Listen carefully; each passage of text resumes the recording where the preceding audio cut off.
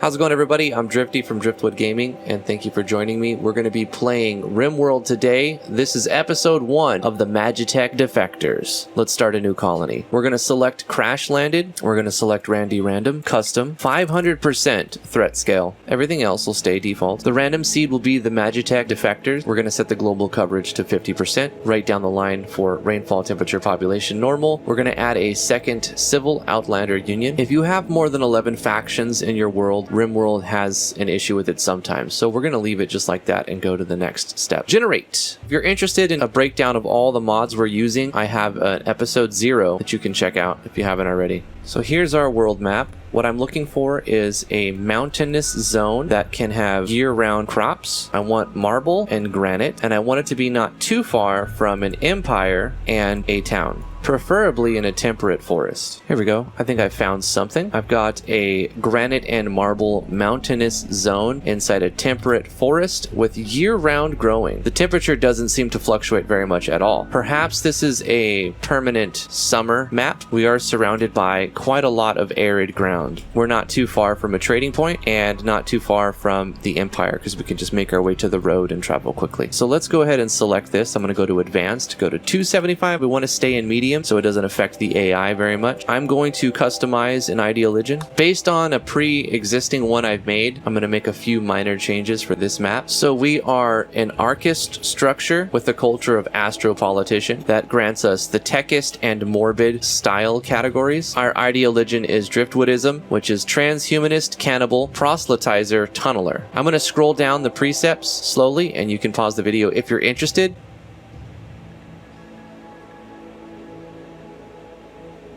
I'm going to use a mod called Prepare Carefully here, and that's going to help us to set up our scenario for our storyline. All right, so the story here is we are Magitek Defectors. We served Kefka in his empire in the Final Fantasy VI world, and we couldn't stand for his tyranny any longer, and he had used us to bring the world to ruin and to keep it in ruin. And after all of the other characters in that storyline failed when they sieged his tower because they didn't know that he was building secret weapons, we were the weapons. There are more like us.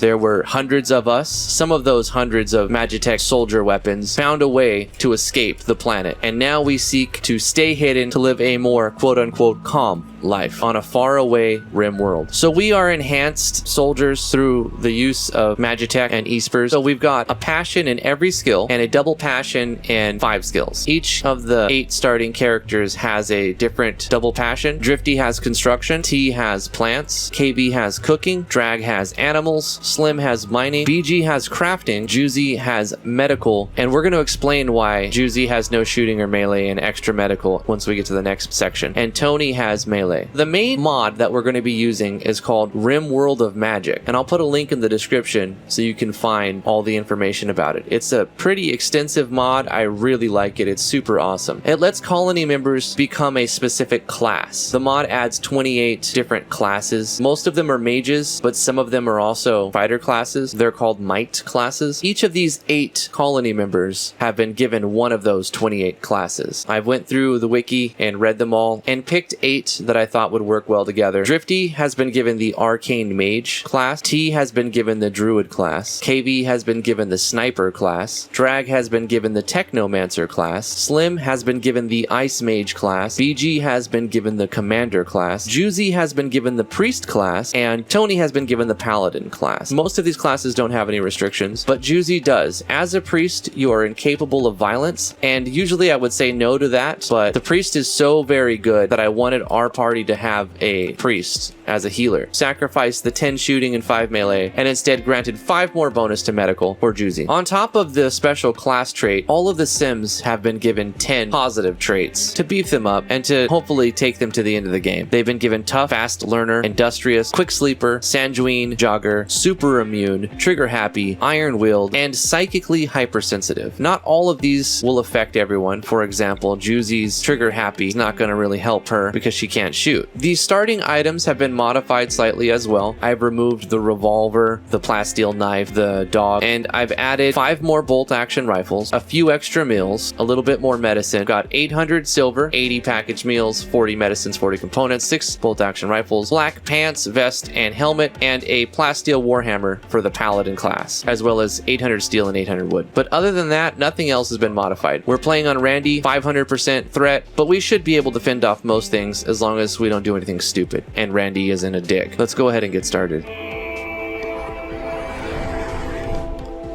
All right. So we've crash landed. Our ship, our escape vessel, has found a RimWorld, but we barely got off the planet and escaped the Magitek Empire in time. We're still a little sick from crypto sleep. We're a little tired and beat up, but we're ready to settle down on a new RimWorld. This is a nice looking mountainous map. It's got a lot of coverage to the right. It completely blocks off the right side, which I like. It does have a little mouth of a cave here. I think this is an excellent starting point. Probably going to aim to start here. That way we can barricade this entrance and have one kill box point out all threats here. The placement of the steam vents is really unfortunate. They're pretty much all in the center right here. And if you were starting in the center and you didn't care about defense, it'd be pretty good. I'm not going to re-roll the map because I do like it, but I am going to re-roll the steam vents. Here I'm using a mod called the map re-roll. You can sacrifice maximum resources on your map for re-rolls. You can spend 2% of the 100% resources on the map to regenerate the entire map, or you can spend 1% to replace all the geysers. So I'm going to do that. I'm going to keep the map and re-roll the geysers and see what happens. Once again, those are all pretty bad spots for geysers. I want some geysers down here, at least one. We did get one here the third time. I think this is going to be a defendable position, so I like that. I think we're going to take that. Not the greatest, but not too bad. Now that I've decided I like this map, I'm going to set the priorities for all of my workers. A nice trick is to hold the shift button and to left click to change all of them at once.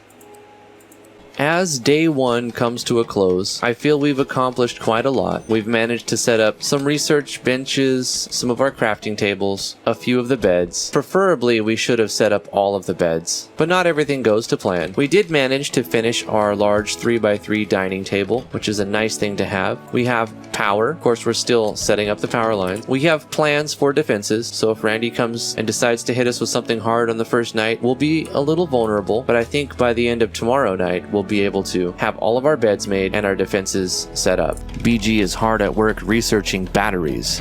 Tony, our paladin, has learned the heal ability, which restores 8 health for up to 3 wounds. KV has learned a disabling shot sedative potency bonus. So now with this move, a disabling shot will also slow them down. Juicy, our priest, has learned advanced heal, which is going to heal up to 14 hit points on 3 wounds. BG has gotten supply broker level 3 of provision, which is going to apply a nice command aura that maintains equipped weapons and gears durability for longer, improves natural health regeneration, adds 15% boost to stamina and mana regeneration as well, and reduces the rest and food decay. Fantastic buff to have on when you're just hanging around. Slim has learned Rainmaker and Ice Bolt. She can actually call the rain if we wanted to. It looks like we're being raided. Drag has learned Technobit and enhanced neural interface. This is going to have certain things have a slightly higher manipulation skill because a little Technobit robot is floating around him and helping him. Let's take a look at this raid. Oh, looks like Randy's dropping some heat on us. Oh, wow. Really? My gosh. Randy, at the end of the second night, not even but 1 day has passed, and he's sending 13 fully armed mercenaries after us. Chain shotguns, pump shotguns, assault rifles, LMG, heavy SMG. At least some of these are not bio-coded. If we do survive this, I hope we survive this, we'll be able to get some guns. Do we have our traps finished? Oh my gosh. Everybody, finish these traps. Go now. Well, it looks like they've arrived quicker than I'd hoped. Come on, Drag, get out of there.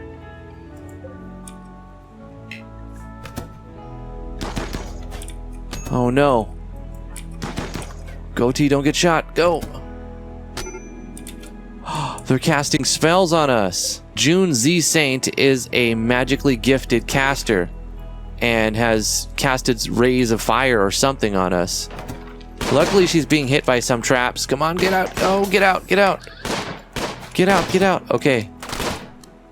We're going to have our Commander BG use Hold the Line. It's going to make us move slower but take less damage. Drifty is going to use a magic missile. Slim is going to fire an Ice Bolt. Juicy's going to fall back a little bit and create a healing circle.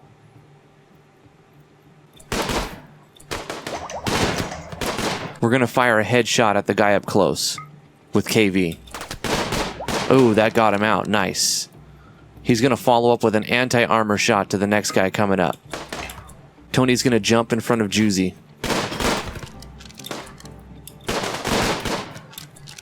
KV took a few shots. Doesn't look good for him. Tony's going to cast heal on KV. That helped a lot. Oh, more shots went at KV. We're going to have KV move out, and Juicy's going to cast advanced heal on KV.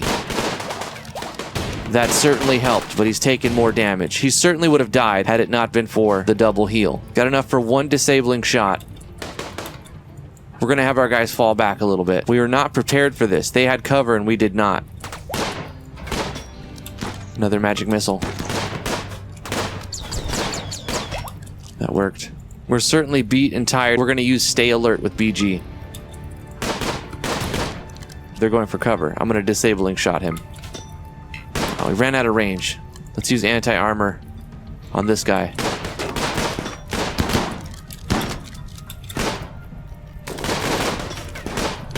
KV is looking super beat. We're going to have KV take a heal.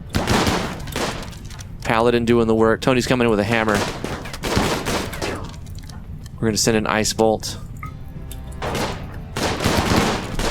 Oh, KV's down. Another magic missile.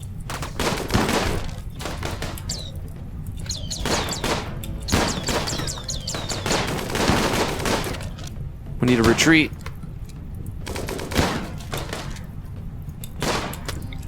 Slim, get back. An ice bolt.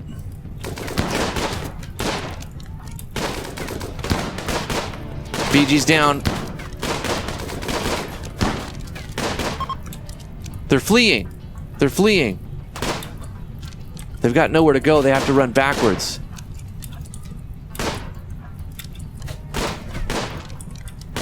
We're going to take one more with them.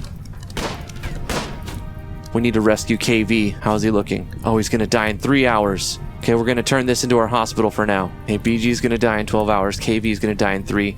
Juicy, go rescue KV. T, rescue BG. The rest of you, undraft. Tend to your wounds. Put out the fires. We're going to cast heal.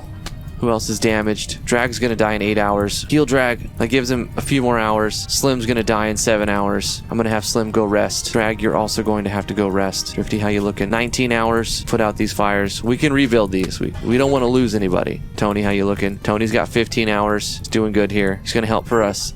Oh no. T fell unconscious. How's she doing? She's going to die in an hour. Rescue T. Rescue T. Oh my god. Oh my god. Don't die. Don't die. Don't die.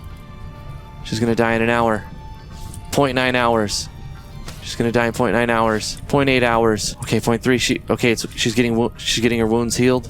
So close. What an overwhelmingly tough fight. We were so not prepared for that. Our defensive barrier was not set up by the second night. They broke through. We had people outside when they arrived. That was my fault for not managing them properly. But Randy threw some hardcore weapons at us. Unfortunately, some of these really good weapons are bio-coded. They're still struggling with diseases or infections, but they're all decent doctors, and Juicy's a really good doctor. So I think we're going to be okay as long as we manage all of the infections properly. We did manage to get some experience out of that. Drifty's learning Teleport, a very useful spell. It's a mass teleport spell. Creates a temporary method of long-range transport. Be warned, the portal collapses after a brief period of causing a feedback explosion at the point the portal is created. I want to test it out, though. It looks super cool. What we really need is our druid to get one more level. So when T gets one more level, she's almost there. She's going to learn Cure Disease. That's going to help us fight off infections. We've leveled up Juicy's healing ability. We're going to give KV some elite sniper training. That's going to increase his movement speed, reduce aiming delay, and add accuracy. Our paladin, Tony, has also increased his healing ability. Well, that was a very eventful second night. We've managed to survive. We were upon the brink of death, but somehow pulled through. The team of Magitek Defectors lives to fight another day. 2 days survived.